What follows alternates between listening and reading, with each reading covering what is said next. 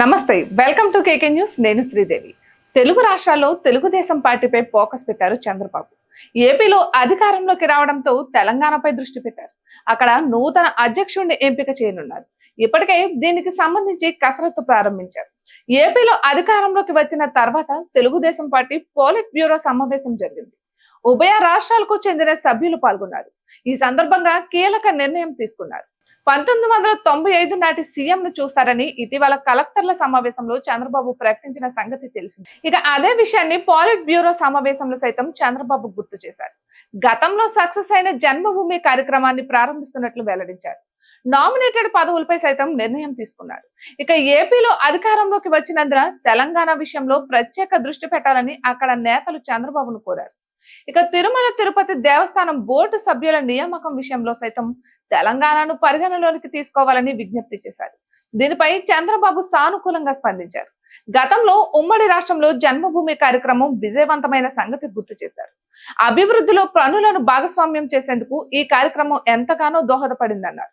ఇక ఎన్ఆర్ఐలు ప్రజలను భాగస్వామ్యాలను చేయాల్సిందేనని తేల్చి చెప్పారు.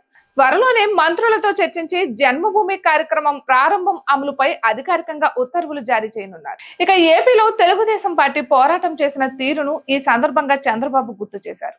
2019లో 23 అసెంబ్లీ సీట్లకై పరిమితమయ్యామని, కానీ మొక్కవోని దీక్షతో గత 5 సంవత్సరాలుగా ప్రజా పోరాటం చేశామని, కలిసి వచ్చిన టీడీపీ శ్రేణులను ఈ సందర్భంగా ధన్యవాదాలు తెలిపారు చంద్రబాబు. దేశంలో ఏ ప్రాంతీయ పార్టీ కూడా సంక్షోభ విజయాలను చవి చూడలేదని, పడి లేచిన కెరటంలో టీడీపీ తెలుగునాట నిలిచిపోయిందన్నారు. ఇక ఇదే స్ఫూర్తితో తెలంగాణలో కూడా తెలుగుదేశం పార్టీ పూర్వ వైభవం సాధించాలని ఆకాంక్షించారు. ఇక ఇటీవల తెలంగాణ రాష్ట్ర సీఎంతో చంద్రబాబు సమావేశమైన సంగతి తెలిసిందే. రాష్ట్ర విభజనకు సంబంధించి సమస్యల పరిష్కారానికి సానుకూలంగా చర్చలు జరిపారు. ఈ క్రమంలో టీటీడీలో తమకు సైతం స్థానం కల్పించాలని తెలంగాణ ప్రభుత్వం నుంచి వినపం వచ్చింది.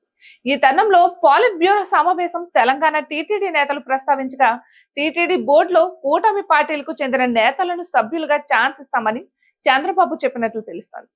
ఇక తెలంగాణలో ఇంకా పార్టీ సజీవంగానే ఉందని, దానిని తట్టి లేపాల్సిన బాధ్యత నేతలదేనని చంద్రబాబు తేల్చి చెప్పారు. మొత్తానికైతే జన్మభూమితో పాటు తెలంగాణ పార్టీ విషయంలో కీలక నిర్ణయాల దిశగా చంద్రబాబు అడుగులు వేస్తున్నారు. ఇటువంటి మరెన్నో వీడియోస్ కోసం కేకే న్యూస్ తెలుగు ఛానల్ ని సబ్స్క్రైబ్ చేసుకోండి.